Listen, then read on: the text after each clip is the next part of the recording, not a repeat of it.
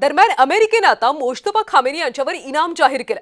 Mojtaba खामेनींची माहिती देणाऱ्याला $1 कोटी बक्षीस मिळणार आहे। मोज्तबा खामेनीसह इराणच्या 10 नेत्यांवर सुद्धा अमेरिकेकडून इनाम जाहीर करण्यात आलं। तर मोज्तबा खामेनी कोण आहेत पाहूया। आयातुल्ला अली खामेनीचा सध्याचा वारसदार आहे मोज्तबा खामेनी।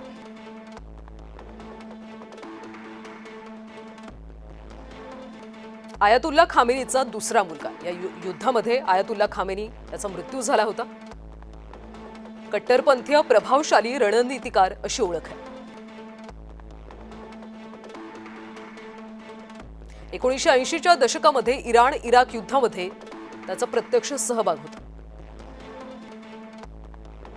इराणच्या रिव्होल्युशनरी गार्ड्सच्या सर्वोच्च कमांडरशी आणि कट्टरपंथी गटाशी जवळचे संबंध आहेत।